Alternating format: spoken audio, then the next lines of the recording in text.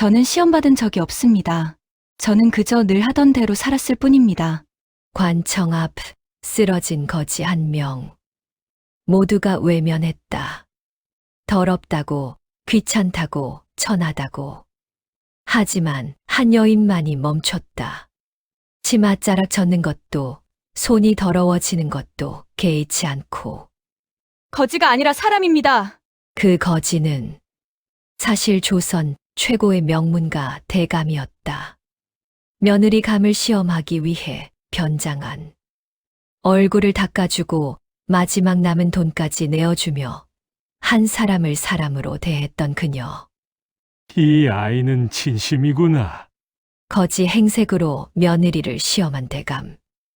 하지만 진짜 시험 받은 건 바로 자신이었다. 사람을 보았는가? 신분을 보았는가? 당신이라면 어떤 선택을 하시겠습니까? 오늘의 이야기 시작하겠습니다. 서경수 대감의 저택은 한성부에서 손꼽히는 대저택이었습니다.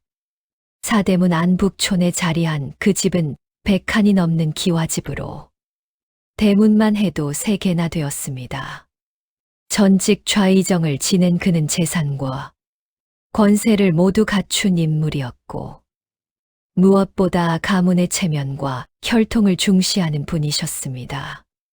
서씨 가문은 3대째 높은 벼슬을 배출한 명문가였습니다.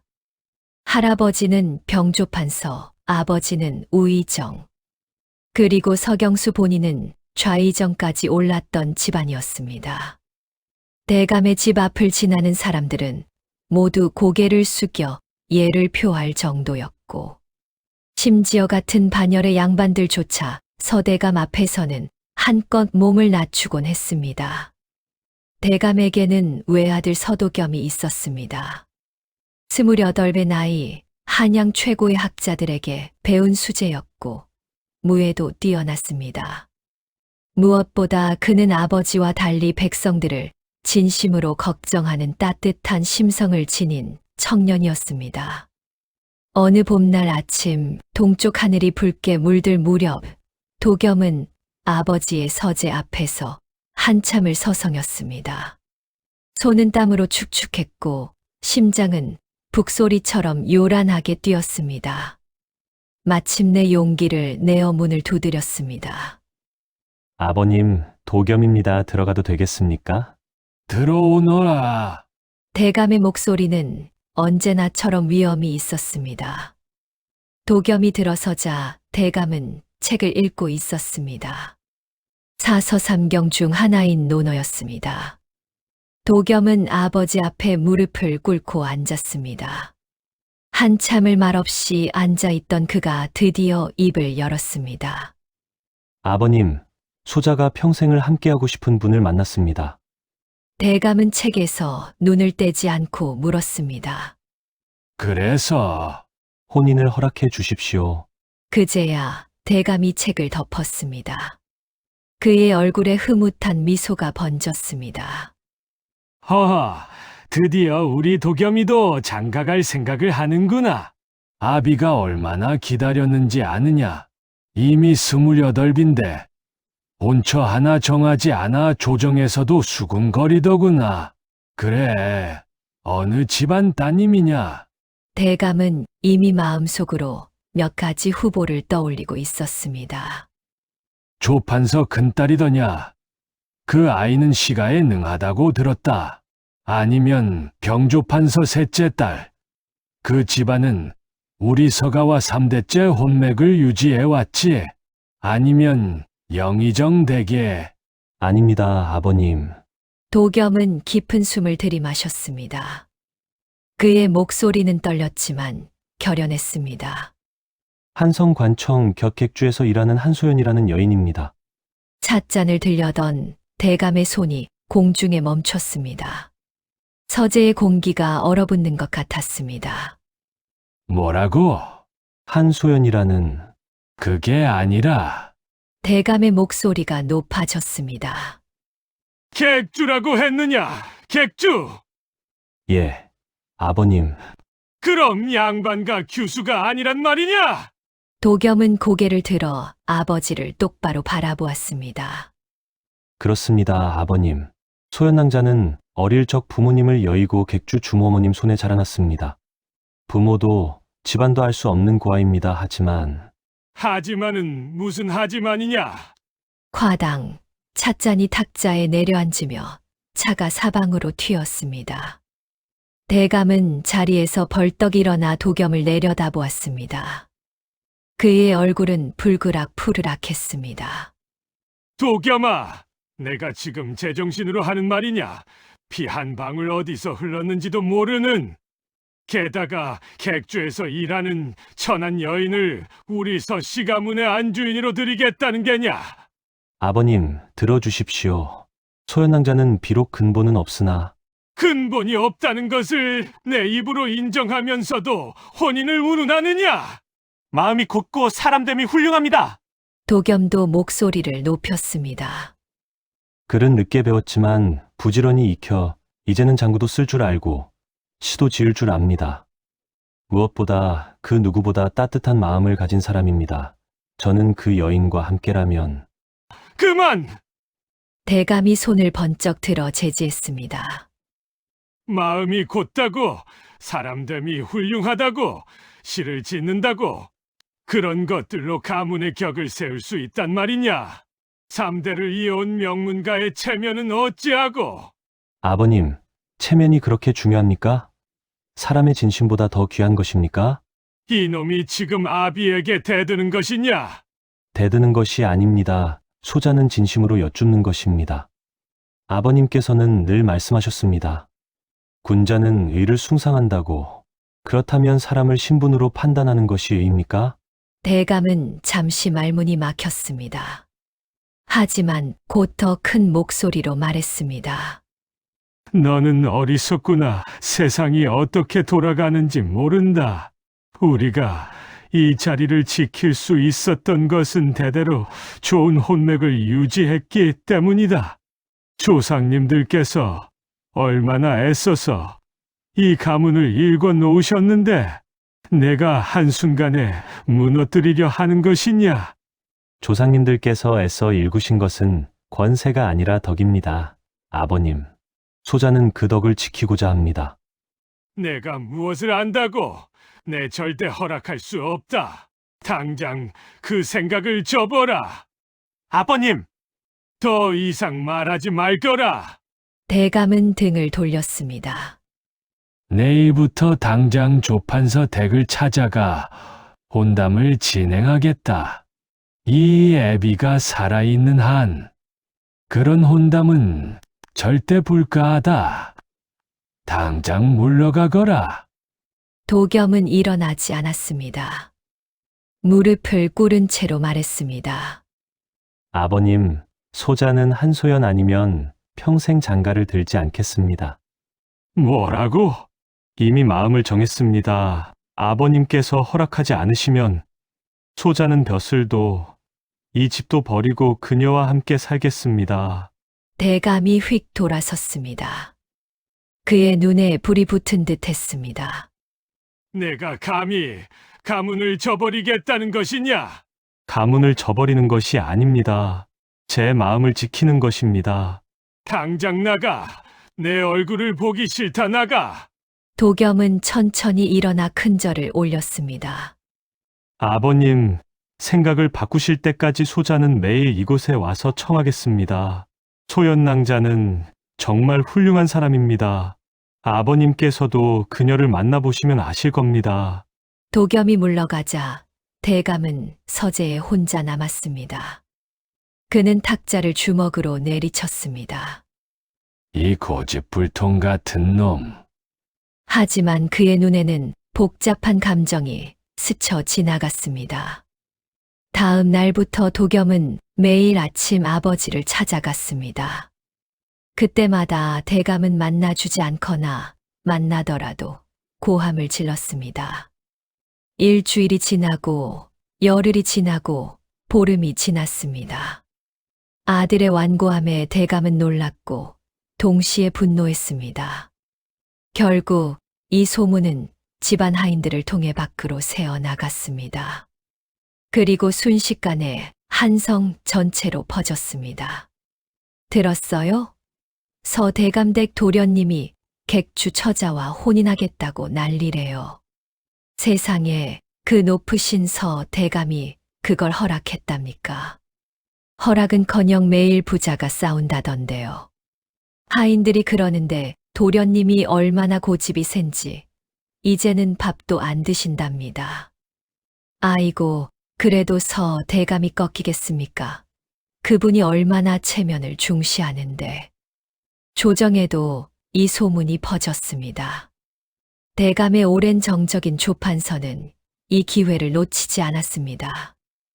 어느 날 조정회의가 끝난 후 몇몇 고관대작들이 모여 차를 마시고 있었습니다. 조판서가 허허 웃으며 입을 열었습니다. 여러분, 재미있는 소식 하나 들으셨습니까? 무슨 소식입니까? 판서님. 서경수 대감 말입니다. 그 양반이 이번에 제대로 망신을 당했습니다. 아니, 서 대감이 무슨 일이라도 있습니까? 조판서는 찻잔을 내려놓으며 말했습니다. 아드님이 객주 계집과 혼인하겠다고 난리를 치고 있답니다. 하하하. 예, 그게 사실입니까? 제 귀로 직접 들었습니다. 서 대감도 이제 늙었나 봅니다. 자식 하나 제대로 못 다스리니 말입니다. 그 오만하던 양반이 이제 가문의 격도 잊었나 봅니다. 하지만 서 대감께서 그런 혼담을 허락하실 리가 없지 않습니까? 허락은커녕 말입니다. 조판서가 무릎을 쳤습니다.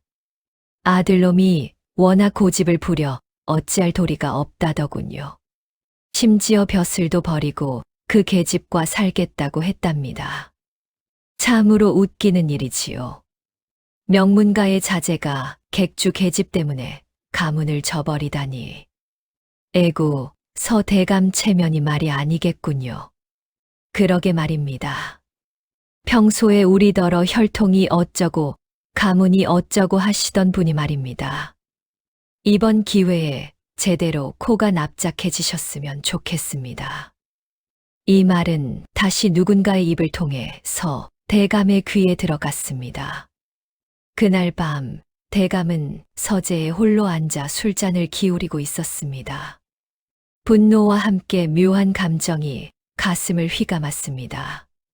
창밖을 바라보던 그의 눈앞에 아득한 과거가 스쳐 지나갔습니다. 그것은 40년 전 그가 25이었을 때의 일이었습니다. 한강가에서 우연히 한 여인을 만났습니다. 그녀는 가난한 선비의 딸이었지만 맑은 눈빛과 순수한 마음을 가진 여인이었습니다. 이름은 윤화였습니다. 경수도련님, 오늘 강물이 참 맑지요? 그러게요. 윤화 낭자 이렇게 맑은 날은 드문데 마치 당신의 마음 같습니다. 호호, 도련님은 말씀이 참 곱습니다. 두 사람은 몇 달 동안 몰래 만났습니다. 하지만 젊은 서경수의 아버지, 그러니까 도겸의 할아버지가 이 사실을 알게 되었습니다. 경수야, 내가 가난한 선비의 딸을 만난다고? 예, 아버님. 하지만 그녀는 정말 훌륭한. 당장 끊어라. 우리 서가는 3대째 고관대작을 배출한 집안이다. 그런 집안과 혼사를 맺을 수 없다. 하지만 아버님, 사람은 신분이 아니라 내가 만약 그 여자를 택한다면 너는 더 이상 내 아들이 아니다. 가문에서 쫓겨날 것이고 한 푼의 재산도 받지 못할 것이다. 선택해라. 젊은 서경수는 며칠을 고민했습니다. 그리고 결국 윤화를 떠났습니다. 마지막으로 만난 날 한강가에서 윤화가 울며 말했습니다. 도련님, 저는 괜찮습니다. 도련님의 앞길을 제가 막을 수는 없지요. 하지만 한 가지만 약속해 주세요. 훗날 도련님께서도 진심으로 사랑하는 사람을 만나시면 그때는 포기하지 마세요.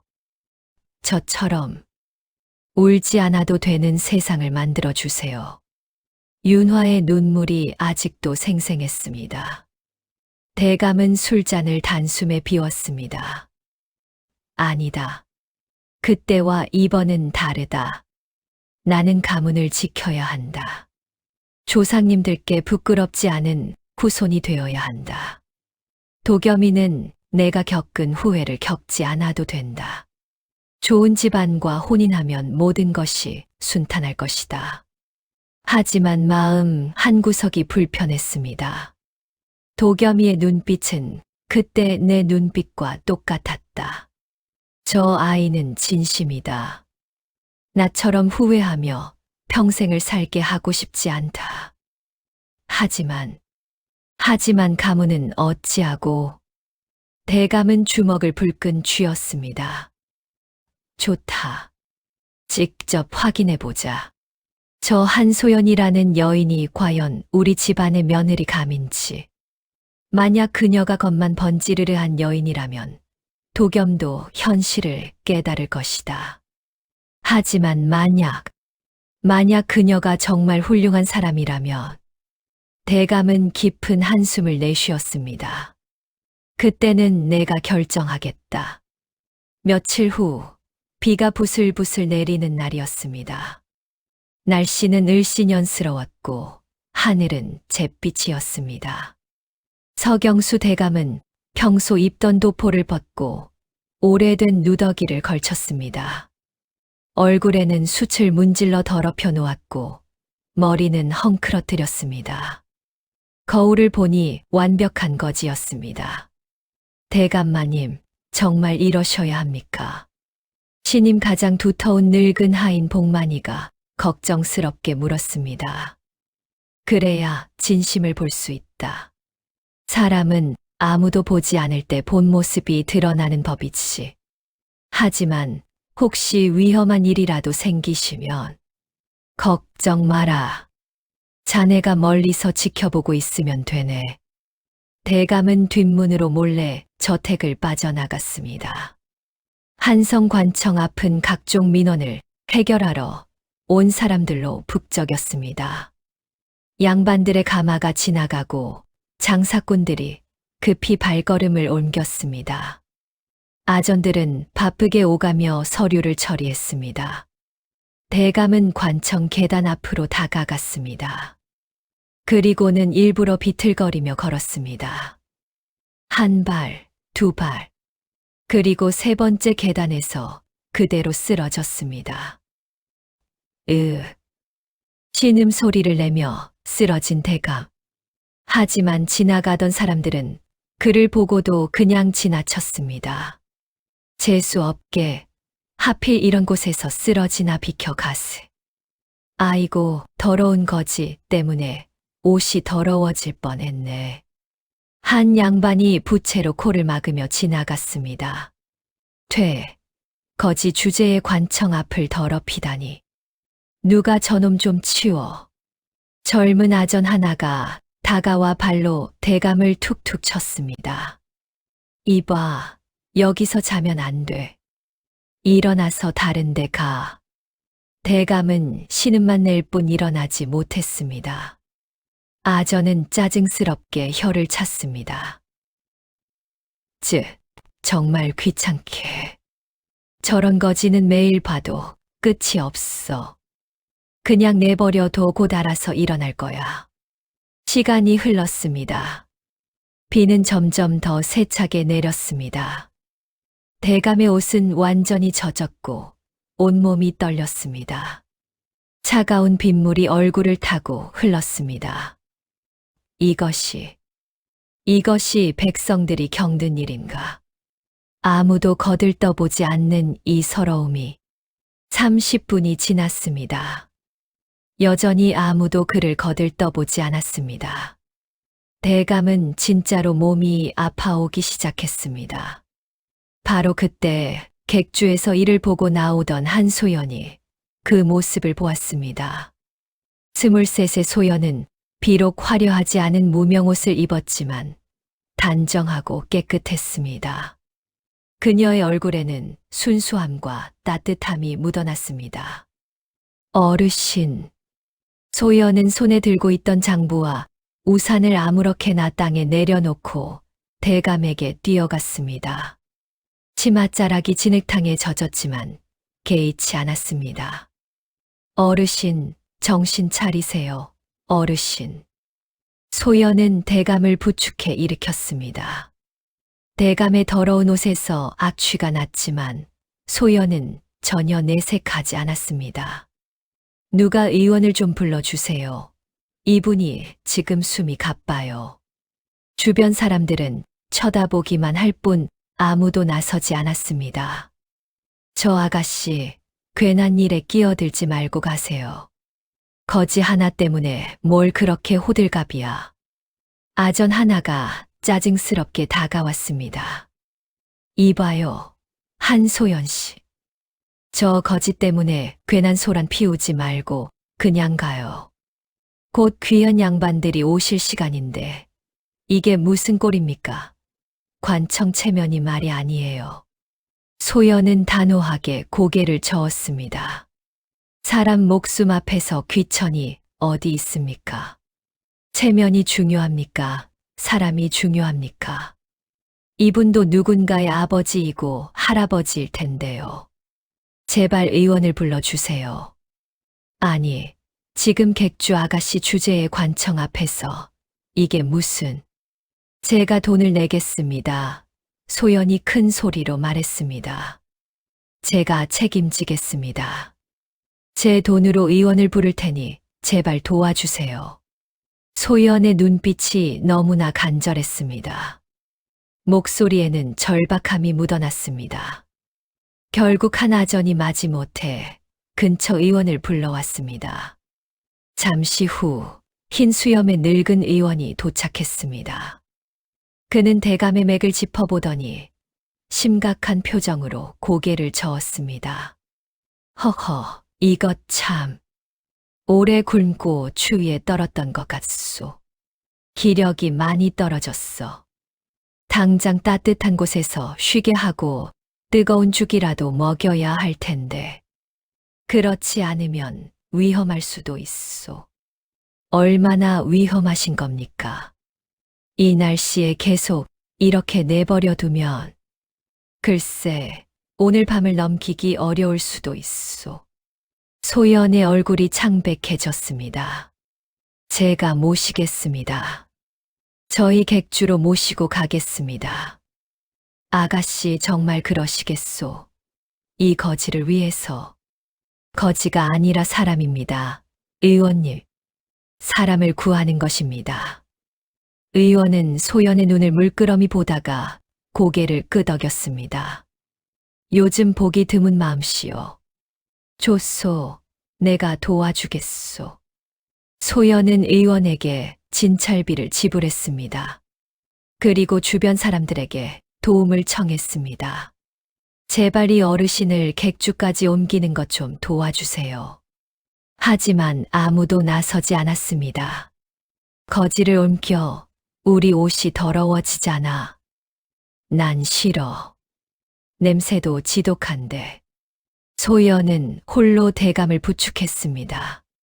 작은 체구의 여인이 거지 행색의 남자를 어떻게든 끌고 가려 했습니다. 비틀거리고 넘어질 뻔하면서도 포기하지 않았습니다. 그 모습을 본 한 짐꾼이 결국 다가왔습니다.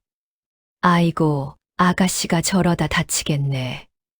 내가 좀 돕겠소. 감사합니다. 정말 감사합니다. 둘은 대감을 객주까지 옮겼습니다. 객주는 관청에서 걸어서 10분 거리였습니다. 객주 문을 열고 들어서자 마당에서 빨래를 널고 있던 주모 복례가 깜짝 놀라 달려왔습니다. 복례는 50살가량의 여인으로 얼굴에는 인생의 풍파가 새겨져 있었지만 눈빛만은 따뜻했습니다. 소연아, 이게 무슨 일이냐? 어쩌다 이런 거지를. 어머님, 이 어르신이 관청 앞에서 쓰러지셨어요. 의원님 말씀이 오늘 밤이 고비라고 하셨어요.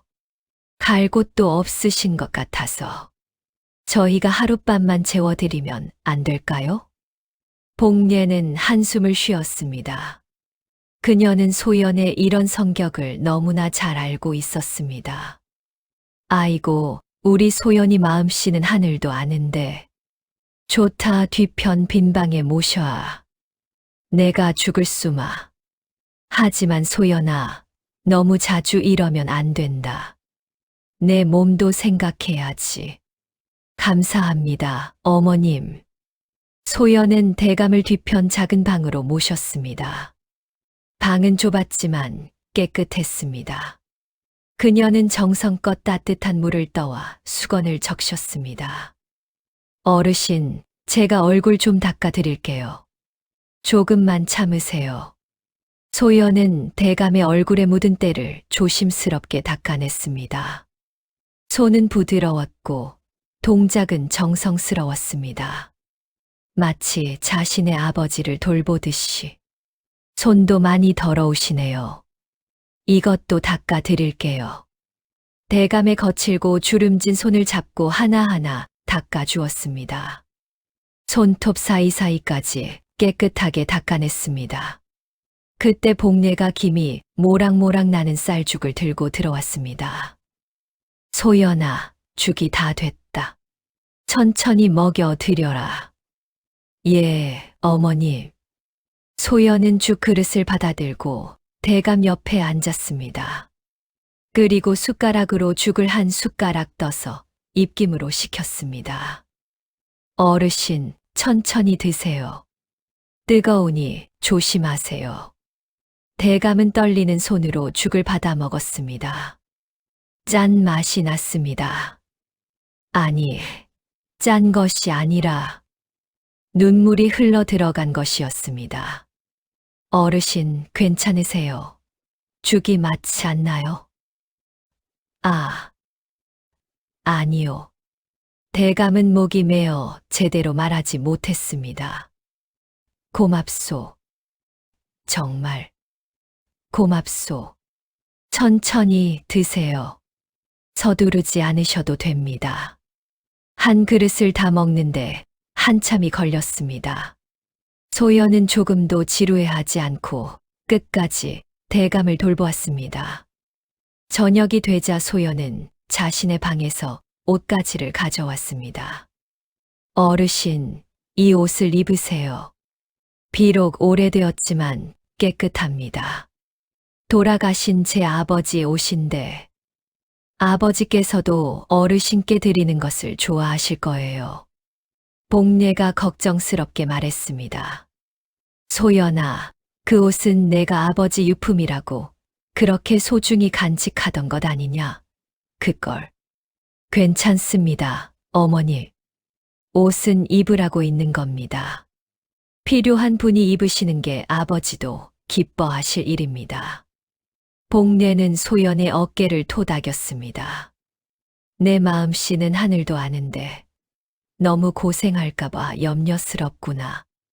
내가 벌어온 얼마 안 되는 돈으로 이런 일을 자꾸 하면 어떡하니? 괜찮습니다, 어머니. 제가 어릴 적 거리에서 헤맬 때 어머님께서 저를 거두어 주신 것처럼 저도 누군가를 돕고 싶습니다. 제가 받은 따뜻함을 돌려드리고 싶어요. 그날 밤 대감은 누워서 한숨도 자지 못했습니다. 천장을 바라보며 계속 생각했습니다. 이 아이는 진심이구나. 연기가 아니다. 보상을 바라는 것도 아니다. 그저 사람을 사람으로 대하고 있을 뿐이다. 내가 평생 놓치고 살았던 것이 바로 이것이구나. 눈가에 뜨거운 것이 맺혔습니다. 며칠이 지났습니다. 대감은 기력을 많이 회복했습니다. 소연은 매일 새끼를 챙겨주었고 밤에는 대감의 방에 불을 지펴 따뜻하게 해주었습니다. 어느 날 아침 대감이 소연에게 말했습니다. 아가씨, 나 관청에 가봐야 할 일이 있소. 어르신, 아직 몸이 완전히 회복되지 않으셨는데 괜찮으시겠어요? 가야만 하오. 내 호적 문제를 해결해야 하오. 그럼 제가 함께 가겠습니다. 혼자 가시다가 또 쓰러지시면 어떡해요? 이번에도 소연은 대감을 부축하며 관청으로 향했습니다. 관청에 도착하자 여러 사람들이 복잡하게 오가고 있었습니다. 대감은 일부러 어눌하게 행동했습니다. 이것이 두 번째 시험이었습니다. 아가씨, 저기 뭐라고 쓰여 있습니까? 나는 글을 잘 모르오. 소연은 친절하게 글자를 가리키며 설명했습니다. 여기는 호적문해라고 쓰여 있어요, 어르신. 이쪽으로 가시면 됩니다. 호적문해 고맙소. 안으로 들어가자 아전이 서류를 내밀었습니다. 여기 성함과 본관을 쓰시오. 대감은 일부러 붓을 떨리는 손으로 잡았습니다. 그리고 글자를 삐뚤빼뚤하게 쓰기 시작했습니다. 아가씨, 이게 맞게 쓴 것이오? 소연은 종이를 들여다보았습니다. 글자가 엉망이었습니다. 어르신, 여기 김자는 이렇게 쓰셔야 해요. 소연은 다른 종이에 큰 글씨로 천천히 써서 보여주었습니다. 이렇게요. 보이세요? 천천히 따라 해보세요. 이렇게. 조금만 더 왼쪽으로요. 네, 잘하셨어요. 하지만 대감은 계속 실수했습니다. 한 글자를 쓰는데 몇 번이고 다시 써야 했습니다. 뒤에서 기다리던 사람들이 불평하기 시작했습니다. 아이고, 저 늙은이 때문에 언제까지 기다려야 하나. 글자도 제대로 못 쓰면서 왜 혼자 왔대. 아전도 짜증스럽게 말했습니다. 아이고, 이 늙은이는 답답해서 상대를 못 하겠네. 한소연 씨, 다른 분들도 기다리고 계시니 빨리 좀 하시오. 아니면 다음에 다시 오시든지. 죄송합니다. 어르신께서 글을 잘 모르셔서 그래요. 조금만 더 기다려 주세요. 제가 최대한 빨리 도와드리겠습니다. 소연은 짜증 한 번 내지 않고 참을성 있게 여러 번 설명해 드렸습니다. 서류 작성이 끝나고 다음 단계로 넘어갔을 때 더 어려운 상황이 벌어졌습니다. 호적 정리를 위해 몇 가지 개인적인 정보를 말해야 했는데 대감이 일부러 큰 소리로 말하기 시작했습니다. 나는 전에 도적질을 한 적이 있소. 주변 사람들이 일제히 돌아보았습니다. 소연은 깜짝 놀라 황급히 대감의 입을 손으로 살짝 가렸습니다. 어르신, 조용히 말씀하셔야 해요. 이런 건 비밀로 해야 하는 일이에요. 소연은 대감을 구석으로 데려가 귀에 대고 작은 목소리로 속삭였습니다. 어르신, 그런 과거는 크게 말씀하시면 안 됩니다. 다른 사람들이 들으면 어르신께 좋지 않은 일이 생길 수 있어요. 제게만 작게 말씀해 주세요. 제가 아전님께 조용히 전달할게요. 미안하오. 내가 몰랐소. 괜찮습니다. 이제부터는 작은 목소리로 말씀해 주세요. 대감은 일부러 같은 질문을 몇 번이고 반복했습니다. 아가씨, 여기에 뭐라고 써야 한다고 했소? 본관을 쓰시면 됩니다, 어르신. 본관이 뭐였소? 어르신께서 태어나신 고향이요. 고향. 그게 어디였더라? 천천히 생각해 보세요. 서두르지 않으셔도 됩니다. 소연은 마치 처음 듣는 것처럼 매번 정성껏 답해 주었습니다. 목소리에는 조금의 짜증도 없었습니다. 1시간이 넘게 걸려서 서류 작성이 끝났습니다. 이제 수수료를 내야 했습니다. 아전이 말했습니다. 수수료는 단량입니다. 대감은 주머니를 뒤적거리더니 은전 성냥만 꺼냈습니다. 아가씨, 내가 가진 돈이 이게 다인데 모자란다면 어떡하지? 나는 더 이상 돈이 없소. 대감의 목소리에는 진짜 걱정이 묻어났습니다. 연기가 아니라 정말로 돈이 없는 사람의 절박함을 표현했습니다. 아전이 차갑게 말했습니다. 그럼 오늘은 처리 못합니다. 다음에 돈 다 챙겨서 오세요. 다음 분. 잠깐만요. 소연이 외쳤습니다. 소연은 주저없이 자신의 품에서 돈주머니를 꺼냈습니다. 그 안에는 그녀가 한 달 동안 열심히 일해서 번 돈이 들어 있었습니다. 바로 그때 복례가 황급히 달려왔습니다. 소연이 관청에 간 지 너무 오래되어 걱정이 되어 찾아온 것이었습니다. 소연아, 너 또 그러니? 복례가 소연의 손을 붙잡았습니다. 어머님, 너 이번 달에만 벌써 3번째야. 지난번에는 다친 아이 약값 대주고, 그저께는 굶는 노파에게 쌀을 사주고, 너 그러다 내 돈이 다 떨어진다. 그만해라. 너도 살아야지. 복례의 눈에는 눈물이 맺혔습니다. 소연은 자신의 삶도 넉넉하지 않았습니다. 하루하루 일해서 근근히 살아가는 처지였습니다. 그런데도 남을 돕느라 자신의 끼니를 거르기 일쑤였습니다. 소연은 조용히 미소 지으며 복례의 손을 감싸 쥐었습니다. 어머님, 어르신께서 혹시라도 관청에서 일을 못 보고 쫓겨나시면 그게 더 마음 아픕니다. 어르신은 혼자 사시는 것 같아요. 누가 도와줄 사람도 없으신 것 같고요. 이 정도는 괜찮아요. 제가 다음 달에 더 열심히 일하면 됩니다. 이 착한 것사. 넌 왜 이렇게 착하니? 너무 착해서 걱정이야. 복례는 소연을 껴안았습니다. 소연은 부족한 2냥을 아전에게 건넸습니다. 그리고 대감에게 조용히 말했습니다. 어르신, 나중에 형편이 되시면 천천히 갚으세요. 아니면 안 갚으셔도 됩니다.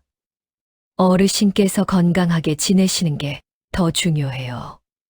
돈은 다시 벌 수 있지만 기회를 놓치면 다시 오기 어렵습니다. 그 순간 거지 행색을 한 서경수 대감의 눈가에 뜨거운 것이 흘러내렸습니다. 목이 메어 말이 나오지 않았습니다. 나는 평생 돈으로 사람을 지키려 했는데 이 아이는 사람으로 사람을 지키는구나. 나는 권세로 충성을 샀는데 이 아이는 마음으로 신뢰를 쌓는구나. 나는 무엇을 한 것인가? 일을 마치고 돌아오는 길, 소연은 대감의 팔을 부축하며 천천히 걸었습니다. 석양이 지고 있었습니다. 하늘은 붉게 물들었습니다. 어르신, 다리가 불편하시니 천천히 가세요. 서두를 필요 없어요. 저는 시간 많아요. 아가씨.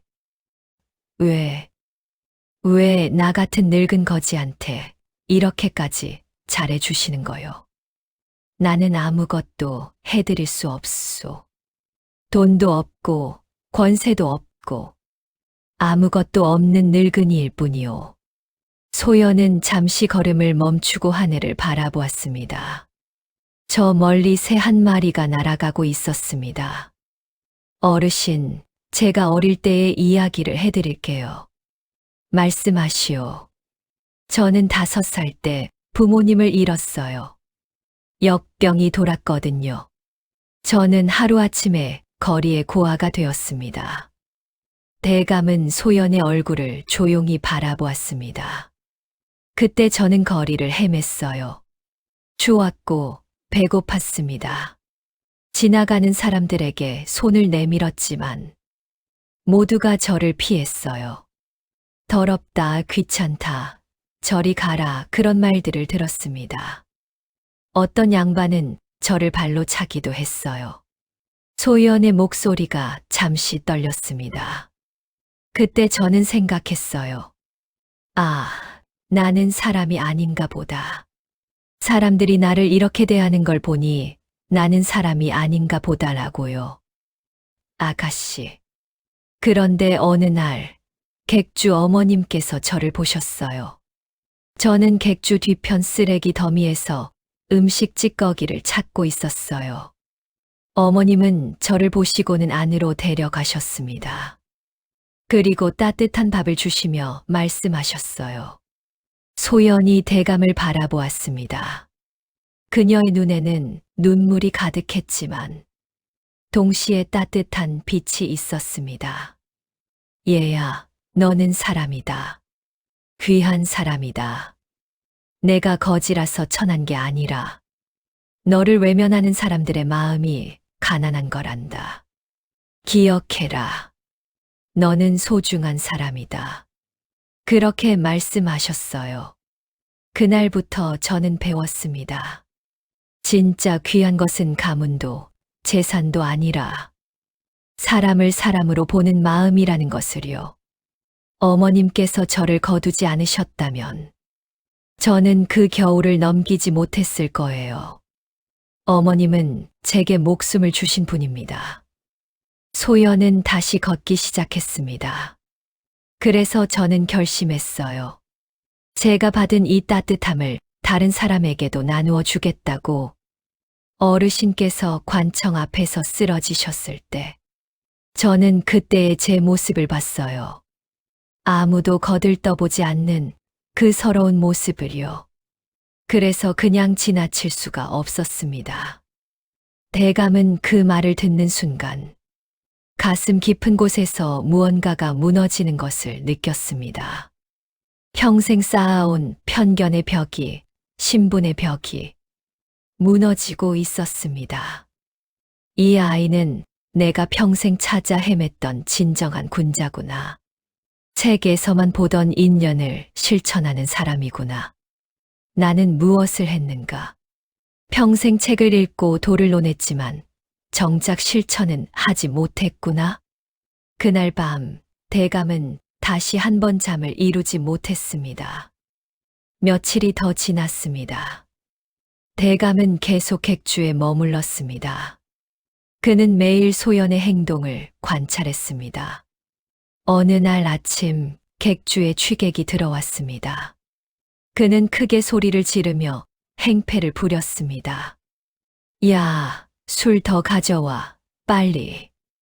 손님, 이미 많이 드셨습니다. 이제 그만 드시는 게.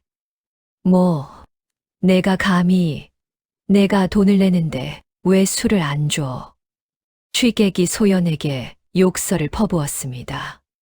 심지어 술잔을 집어 던지려고 했습니다. 소연은 피하지 않고 침착하게 말했습니다. 손님, 술은 적당히 드셔야 몸에 좋습니다.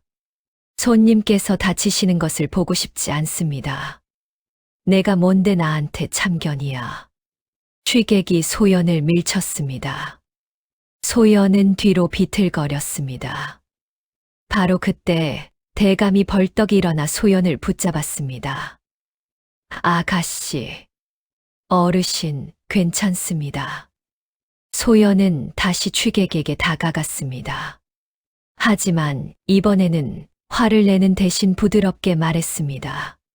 손님, 혹시 무슨 안 좋은 일이 있으셨나요?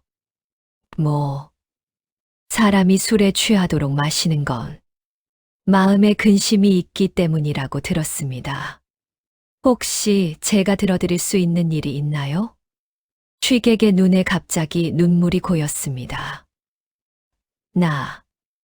나는 장사에 실패했어. 빚더미에 앉았지. 이제 집도 없어. 아내와 아이들 얼굴을 볼 면목이 없어. 그러셨군요. 많이 힘드셨겠어요. 소연은 취객을 의자에 앉혔습니다. 그리고 물 한 잔을 가져다 주었습니다. 여기 물 드세요. 술로는 근심을 풀 수 없어요. 오히려 몸만 상합니다. 나는 이제 어떡하지? 한 번의 실패가 인생의 끝은 아닙니다. 다시 시작할 수 있어요. 제가 아는 분 중에 객주 일을 도와줄 사람을 찾는 분이 계세요. 일당은 적지만 다시 시작하실 수 있을 거예요. 제가 소개해 드릴까요? 취객은 한참 동안 울었습니다. 그리고 소연에게 거듭 절을 했습니다. 고맙습니다. 정말 고맙습니다. 이 장면을 지켜본 대감은 깊은 충격을 받았습니다. 악한 자에게도 저렇게 대하다니. 이 아이는 정말 사람의 겉이 아니라 속을 보는구나. 며칠 후 또 다른 일이 있었습니다. 한 양반이 객주를 찾았습니다. 그는 거드름을 피우며 들어왔습니다.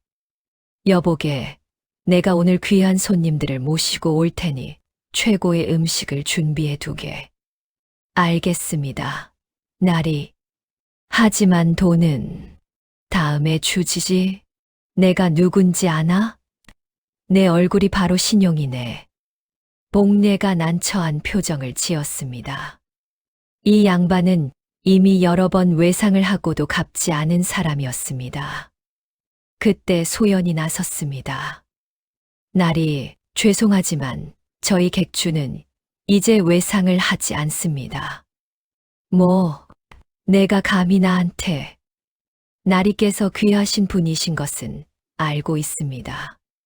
하지만 저희도 장사를 하는 사람들입니다. 규칙은 지켜주셔야 합니다. 이 천한 것이 내가 누군지 알고 이러는 거야? 내가 이 객주를 당장 문 닫게 할 수도 있어. 소연은 전혀 물러서지 않았습니다. 나리께서 그렇게 하실 수도 있겠지요. 하지만 저는 옳지 않은 일에는 굽히지 않겠습니다. 나리께서 진정 귀한 분이시라면 약속을 지키는 것이 먼저가 아닐까요?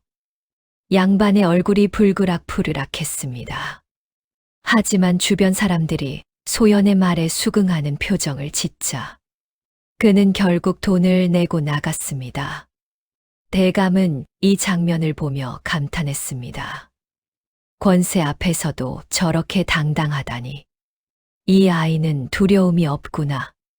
아니, 두려움보다 정의가 더 중요한 것이구나. 그날 저녁 대감은 결심했습니다. 이제 그만 정체를 밝힐 때가 되었다고. 며칠 후 관청에 소문이 돌았습니다. 서경수 대감께서 오늘 직접 이곳에 오신다. 관청이 발칵 뒤집혔습니다. 전직 좌의정이 직접 관청을 방문하는 일은 매우 드문 일이었습니다. 빨리빨리 마당을 쓸고 서류를 정리해. 옷깃을 여미고 제대로 서 있어. 대감님께서 보시기에 흉하면 큰일 난다. 상급 관리는 하급 아전들을 다그쳤습니다. 제대로 못하면 너희들 다 파면이다. 예, 알겠습니다. 바로 그때 소연이 거지 노인대감을 모시고 관청에 들어왔습니다. 노인의 또 다른 용건을 도와드리기 위해서였습니다. 상관 아전이 소연을 보자 얼굴이 일그러졌습니다. 한소연, 내가 왜 지금 여기 있어? 어르신의 용무를 도와드리려고요. 지금 서경수 대감님께서 곧 오신다. 당장 저 거지를 내쫓고 대감님을 맞을 준비를 해. 빨리. 소연은 침착하게 고개를 가로저었습니다. 죄송하지만 저는 먼저 오신 이 어르신의 일을 끝내야 합니다. 뭐라고? 내가 지금 내 명령을 거역하는 게냐? 서경수 대감님이 오신다는데 내가 감히 명령을 거역하는 것이 아닙니다. 어른. 소연의 목소리는 떨렸지만 단호했습니다. 다만 순서를 지키는 것입니다.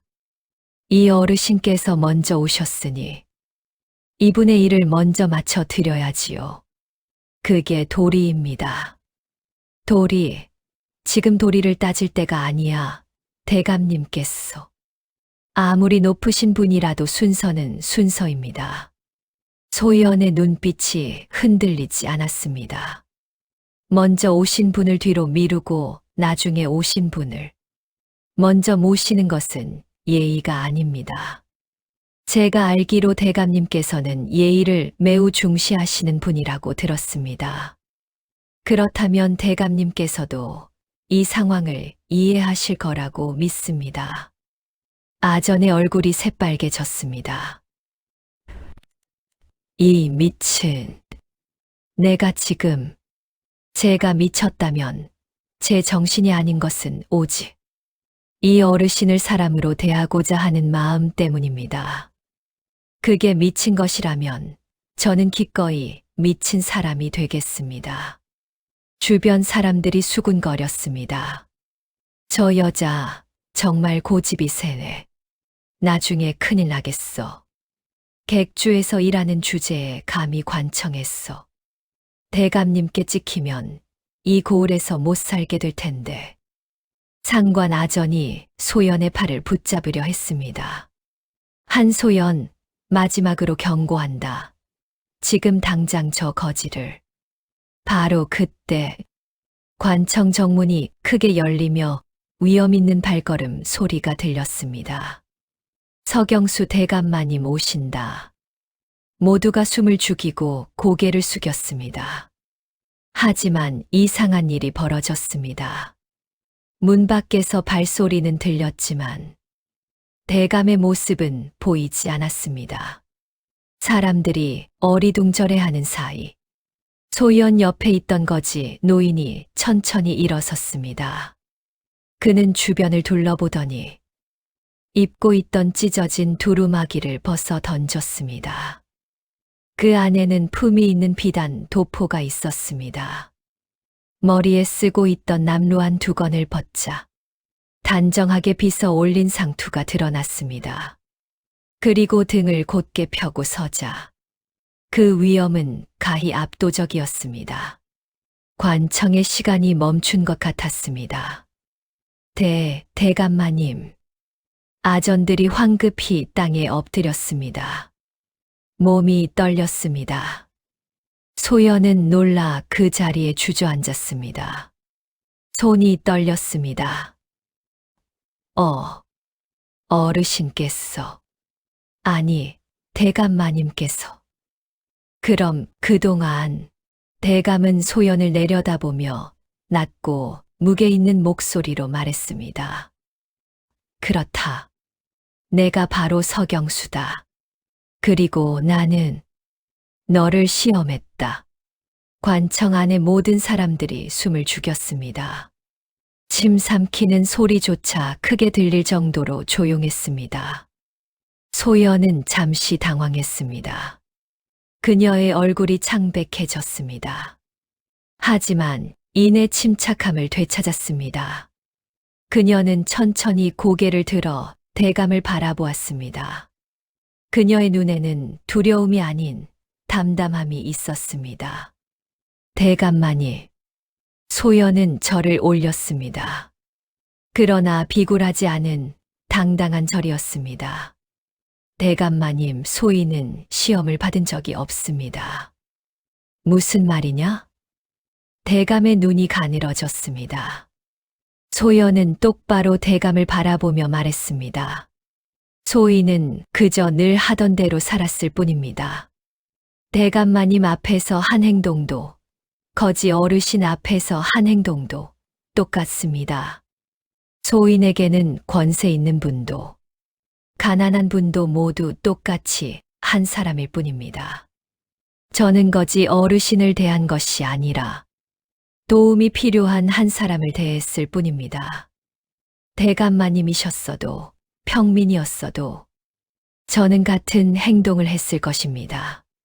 그것이 제가 배운 도리이기 때문입니다. 대감은 한동안 말이 없었습니다. 관청은 여전히 고요했습니다. 잠시 후 대감이 조용히 눈을 감았습니다.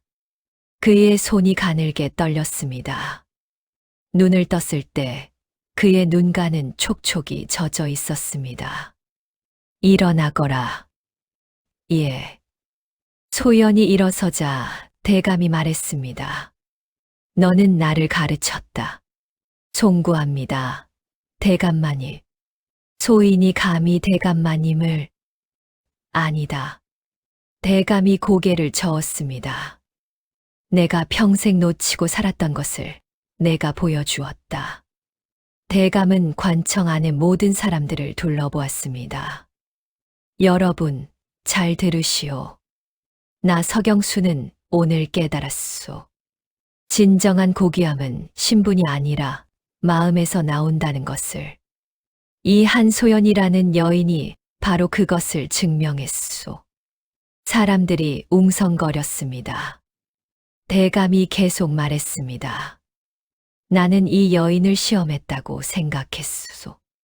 하지만 사실은 시험받은 것은 나였소. 내 편견이, 내 오만이, 내 좁은 시각이 시험받았소.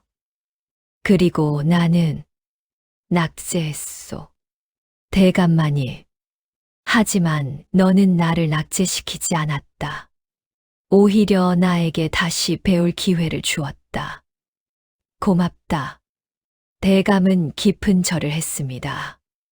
모두가 놀라 입을 벌렸습니다. 전직 좌의정이, 명문가의 가장이, 평민 여인에게 절을 하다니. 대감마님, 안 됩니다. 일어나십시오. 소연이 황급히 대감을 일으키려 했습니다. 아니다. 이 절은 마땅히 해야 할 절이다. 내가 나를 가르쳐 주었으니. 대감이 일어서며 말했습니다. 한소연, 너는 내 아들 도겸이가 선택한 여인이지. 예, 대감마니. 나는 처음에 반대했다. 너의 신분이, 너의 출신이 문제라고 생각했다. 하지만 이제 알았다. 진짜 문제는 너가 아니라 나의 좁은 마음이었다. 대감은 소연의 손을 잡았습니다. 내 며느리가 되어 다오. 우리 서씨 가문의 진정한 품격을 가르쳐 다오. 그날 저녁 서경수 대감은 저택으로 돌아와 서재에 홀로 앉아 있었습니다. 촛불이 흔들리고 창밖에서는 밤바람이 불어왔습니다. 문을 두드리는 소리가 들렸습니다. 아버님, 소자입니다. 들어오너라, 도겸아. 도겸이 들어서자 대감은 여전히 창밖을 바라보고 있었습니다. 도겸아, 내 말이 옳았다. 예. 도겸은 귀를 의심했습니다. 한소연이라는 여인은 진정 훌륭한 사람이다. 아니, 훌륭하다는 말로는 부족하구나. 그녀는 내가 평생 책에서만 보던 진정한 군자였다. 아버님, 도겸의 눈에 눈물이 고였습니다. 나는 부끄럽구나. 대감의 목소리가 떨렸습니다. 나는 평생 혈통과 체면을 중시하며 살았다. 좋은 가문에서 태어나는 것, 높은 벼슬을 하는 것, 재산을 모으는 것, 그것들이 사람의 가치를 정한다고 믿었다. 하지만 정작 진짜 중요한 것은 보지 못했구나. 대감은 도겸을 바라보았습니다. 도겸아, 너는 나보다 현명하다. 너는 사람의 겉이 아니라 속을 보았다. 그것이 진정한 지혜다. 아버님, 저 아이는 가르쳐서 된 것이 아니다. 타고난 마음씨가 귀한 것이다. 나는 거지로 변장하여 시험했지만 사실 시험받은 것은 나였다. 대감은 깊은 한숨을 내쉬었습니다. 젊은 시절 나도 한 여인을 사랑했었다. 하지만 가난하다는 이유로 부모님의 반대로 그 사랑을 포기했지. 그 후회가 아직도 가슴에 남아있다. 하지만 너는 나와 다르구나. 너는 진심을 지켰다. 며칠 후, 서경수 대감은 조정에서 공식적으로 선언했습니다. 서씨 가문의 격은 피가 아니라 사람됨으로 증명됩니다. 한소연을 우리 집안의 며느리로 맞이하겠습니다. 조정이 술렁였습니다. 조판서가 비웃으려 했습니다. 서 대감, 그것은 가문의 품위를. 대감이 조판서를 똑바로 바라보았습니다. 조판서, 그대는 좋은 가문의 자손들을 많이 보았을 것이오. 하지만 나는 깨달았소. 진정한 명문가는 혈통이 아니라 행실로 만들어진다는 것을. 겉만 번지르르한 비단보다 속이 튼튼한 무명이 100배 낫다는 것을. 조판서의 얼굴이 붉어졌습니다. 그는 며칠 전 생신 잔치에서 있었던 일을 떠올렸습니다. 우리 서씨 가문은 오늘부터 새로운 전통을 만들 것이오. 신분이 아니라 인품을, 혈통이 아니라 덕행을 중시하는 가문이 될 것이오. 혼례식 날이 밝았습니다. 소연은 고운 화롯을 입고 서가의 며느리가 되었습니다. 객주 주모 복례는 눈물을 흘리며 소연의 손을 꼭 잡았습니다. 소연아, 내가 이렇게 큰 복을 받는구나. 어미가 얼마나 자랑스러운지 모른다. 소연은 복례의 손을 맞잡으며 말했습니다.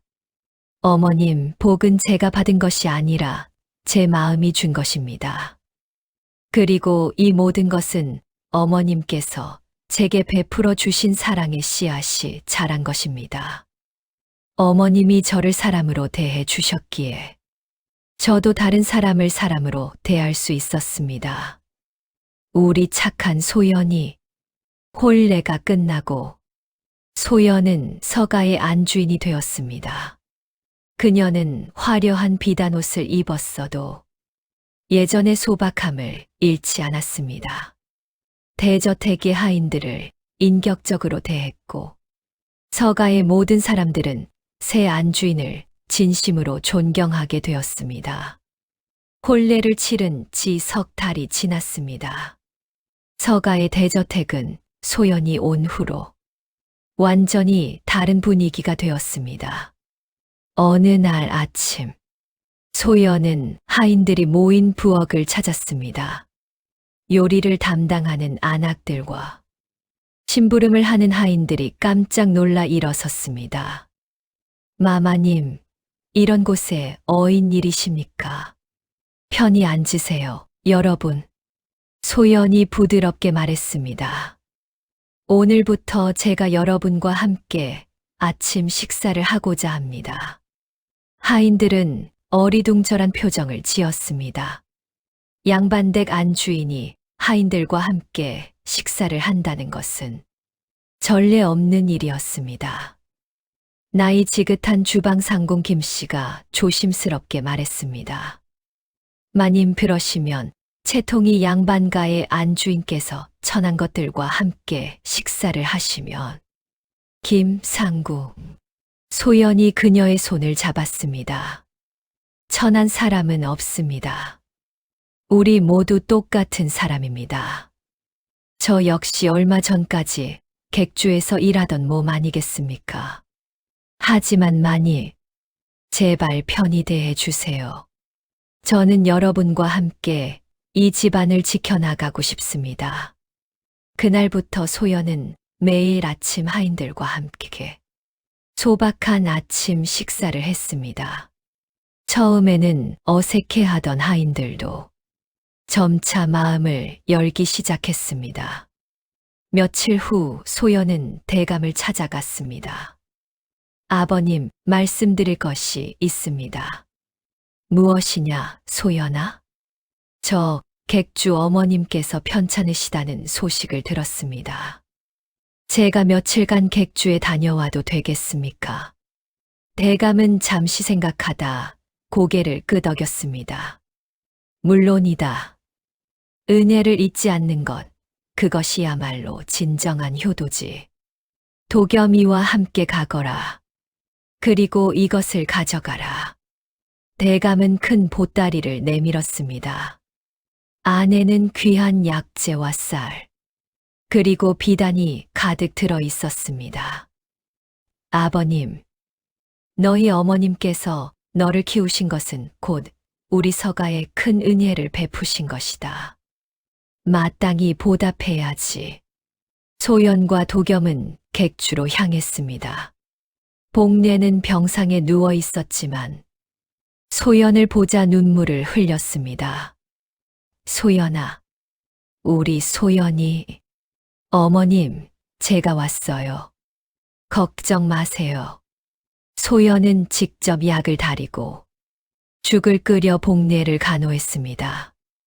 일주일 동안 밤낮으로 곁을 지켰습니다. 복례의 병세가 나아지자 그녀가 소연의 손을 꼭 잡고 말했습니다. 소연아, 내가 고마웠어. 내가 행복했어. 이 어미는 이제 아무 여한이 없구나. 무슨 말씀을 그렇게 하세요, 어머니. 어머님은 오래오래 건강하셔야 합니다.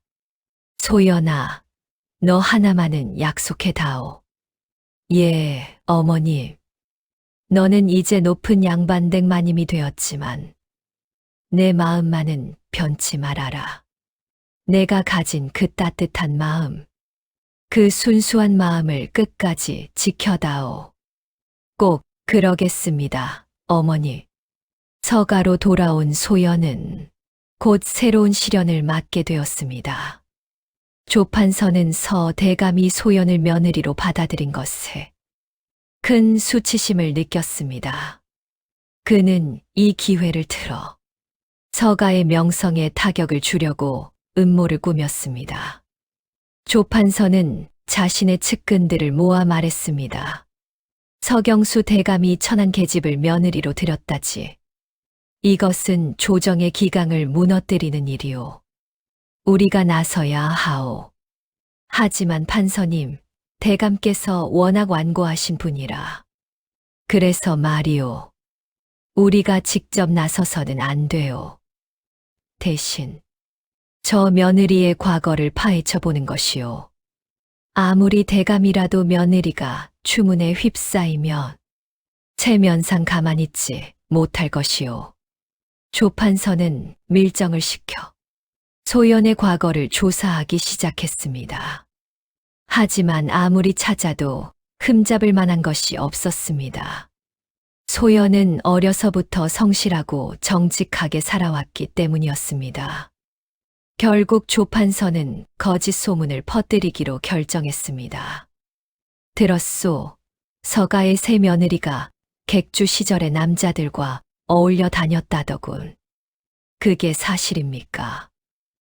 내 귀로 직접 들었소. 아무리 대감이 마음에 들어 하신다 해도 부정한 여인을 명문가의 안주인으로 둘 수는 없지 않소. 이 소문은 빠르게 퍼져나갔습니다. 시장 바닥에서, 사랑방에서, 심지어 조정에까지 소문이 돌았습니다. 서가의 하인들도 이 소문을 듣게 되었습니다. 어떤 하인들은 동요하기 시작했습니다. 설마 마님께서 그런 분이실 리가. 하지만 여러 사람이 말하는 걸 보니 그러던 어느 날 소연이 시장을 거닐 때였습니다. 한 안악이 소연을 보고 큰 소리로 말했습니다. 저기 저 여자 봐. 객주 출신이면서 양반댁 마님 행세를 하네. 쉿, 조용히 해서 대감 며느리잖아. 며느리가 무슨 며느리야. 내가 들으니까 예전의 남자들이라. 바로 그때 소연의 곁에 있던 도겸이 앞으로 나섰습니다. 그의 얼굴은 분노로 붉어져 있었습니다. 누가 감히 내 아내를 욕되게 하는가. 안악들이 깜짝 놀라 뒤로 물러섰습니다. 하지만 소연이 도겸의 팔을 잡았습니다. 서방님, 괜찮습니다. 괜찮다니요. 저들이 지금 진실은 언젠가 드러나기 마련입니다. 제가 할 일은 제 행동으로 증명하는 것뿐입니다. 소연은 안악들에게 다가가 정중히 인사를 했습니다. 저를 오해하고 계신 것 같습니다. 하지만 저는 화내지 않겠습니다.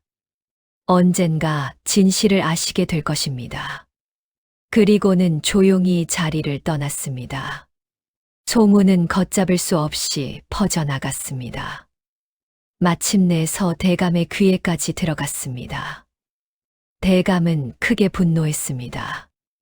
이것은 누군가 고의로 퍼뜨린 헛소문이다. 당장 조사하라.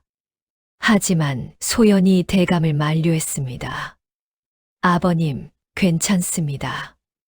억지로 막으려 하면 오히려 소문만 커질 뿐입니다. 하지만 소연아, 이대로 둘 수는 없다. 아버님께서 저를 믿어주시는 것만으로도 충분합니다. 바로 그때 뜻밖의 일이 일어났습니다. 객주에서 복례가 직접 가마를 타고 서가를 찾아온 것입니다. 비록 병에서 완전히 회복되지는 않았지만 그녀는 지팡이를 짚고 대감 앞에 섰습니다. 대감마님, 제가 증언하겠습니다. 사돈, 소연이는 제가 5살 때부터 키웠습니다. 그 아이가 어떻게 자라났는지 저보다 더 잘 아는 사람은 없습니다.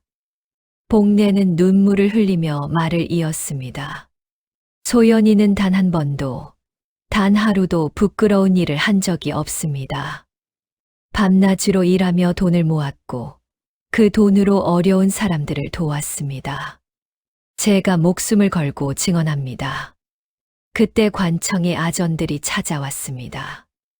소연이 도왔던 바로 그 아전들이었습니다. 저희도 증언하겠습니다. 한소연 씨는 관청에서도 소문난 의인이었습니다. 거지를 구하고 가난한 이들을 도왔습니다. 이어서 소연이 도왔던 사람들이 하나둘 나타나기 시작했습니다. 다친 아이의 어머니가 왔습니다. 마님께서 제 아이 약값을 대주셨습니다. 그때 마님이 아니었다면 제 아이는 굶주렸던 노파가 왔습니다. 마님께서 제게 쌀을 주셨습니다. 저는 그 은혜를 평생 잊지 못합니다. 장사에 실패했던 그 취객도 왔습니다. 그는 이제 깨끗한 옷을 입고 있었습니다. 마님께서 제게 새로운 시작의 기회를 주셨습니다. 저는 이제 객주에서 일하며 가족을 다시 만날 수 있게 되었습니다. 사람들이 계속해서 몰려왔습니다. 모두 소연이 도왔던 사람들이었습니다. 서가의 대문 앞에는 수십 명의 사람들이 모였습니다. 그들은 모두 한 목소리로 외쳤습니다. 한소연 마님은 우리의 은인입니다. 헛소문을 퍼뜨린 자를 밝혀주십시오. 조판서는 이 광경을 멀리서 지켜보고 있었습니다. 그의 얼굴은 창백했습니다. 이럴 수가. 증인들의 증언으로 소연을 둘러싼 소문은 완전히 거짓으로 밝혀졌습니다. 오히려 소연의 선행이 더 크게 알려지게 되었습니다. 대감은 조사를 통해 조판서가 소문의 근원임을 알아냈습니다. 그는 크게 분노하여 조정에 조판서를 탄핵하려 했습니다. 하지만 소연이 대감을 찾아와 무릎을 꿇었습니다. 아버님, 제발 그러지 마십시오. 소연아, 조판서는 너를 모함한 자다. 마땅히 벌을 받아야 한다. 아버님, 복수는 또 다른 복수를 낳을 뿐입니다. 제발 용서하십시오. 용서라니, 그 자가 한 짓을 어찌. 아버님께서 저를 용서하지 않으셨습니까? 제 천한 출신을 용서하고 받아주셨습니다. 저도 조판서를 용서하고 싶습니다. 대감은 한참을 고민하다 깊은 한숨을 내쉬었습니다. 너는 정말 대단한 아이로구나.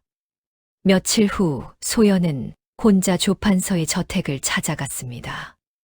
조판서는 소연을 보고 놀라며 뒤로 물러섰습니다. 당신이 왜 여기에? 소연은 정중히 절을 올렸습니다. 판서님, 저는 판서님을 원망하지 않습니다. 무슨 소리요? 판서님께서도 서가를 걱정하신 마음에서 그러신 것이라 믿습니다. 비록 방법은 잘못되셨지만요. 조판서는 말문이 막혔습니다. 소연이 계속 말했습니다.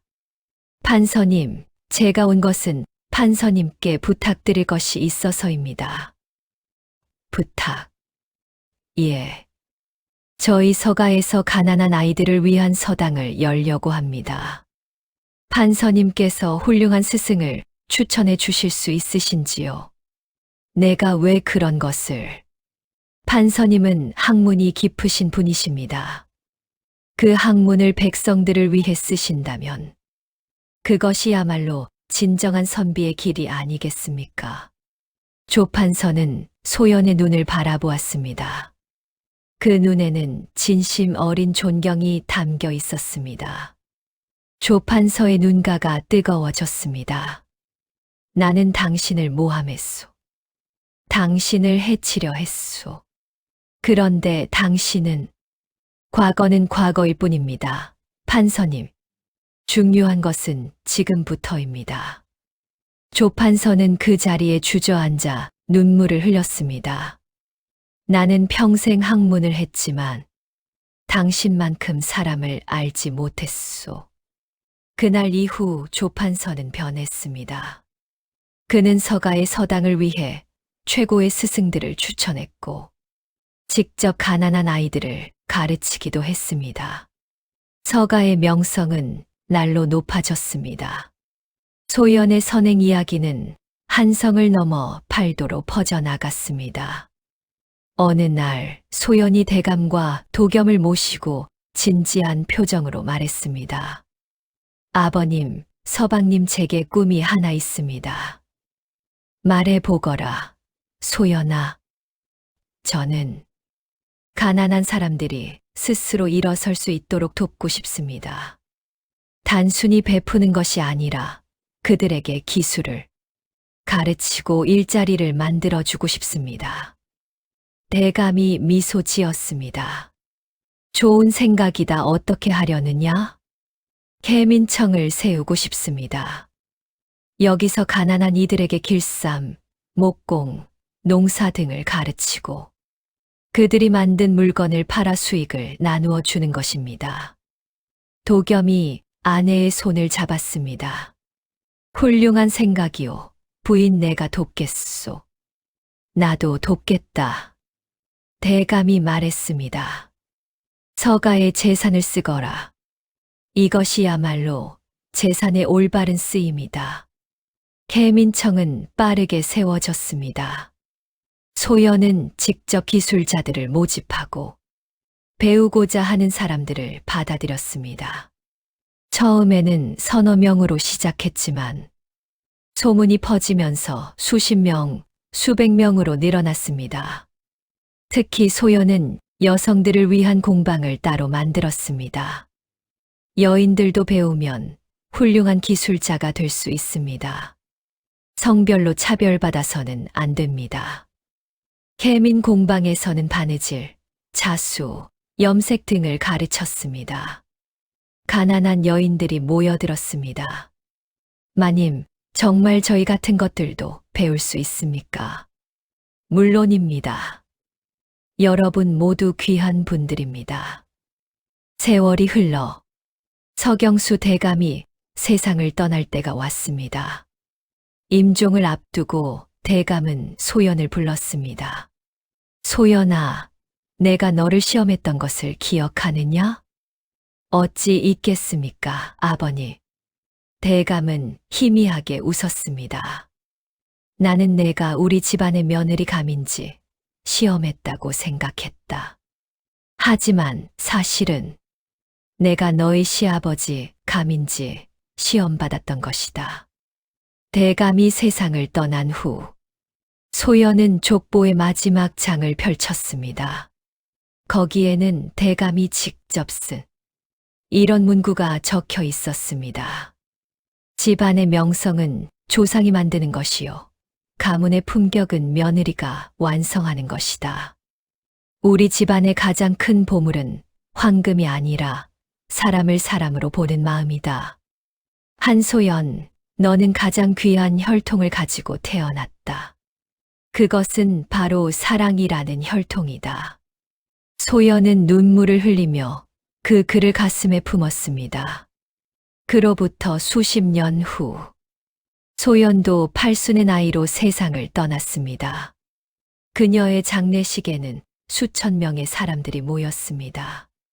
계민청에서 새 삶을 찾은 사람들, 그들의 자녀들, 그리고 또 그 자녀들, 서가의 후손들은 대대로 소연의 가르침을 이어갔습니다. 계민청은 팔도에 퍼져나갔고 수만 명의 사람들이 새로운 삶을 찾았습니다. 수백 년이 흐른 뒤 사람들은 이렇게 말했습니다. 옛날 서가에 한소연이라는 여인이 있었다네. 그분은 천한 출신이었지만 그 누구보다 고귀한 마음을 가지셨지. 진정한 고귀함은 어디서 태어났는가가 아니라 어떻게 살았는가에 있다네. 그리고 진정한 명문가는 재산이 아니라 사람을 대하는 마음으로 만들어진다네. 한소연의 이야기는 이렇게 전설이 되어 대대로 전해 내려왔습니다. 사랑을 시험한 이는 있었으나 진정한 사람은 시험 받기 전부터 이미 합격자였습니다. 그리고 그 사랑은 한 사람에게서 끝나지 않고 수많은 사람들에게 전해져 영원히 빛나는 유산이 되었습니다. 오늘의 이야기 여기까지입니다. 이야기는 끝났지만 선택은 지금도 계속되고 있습니다.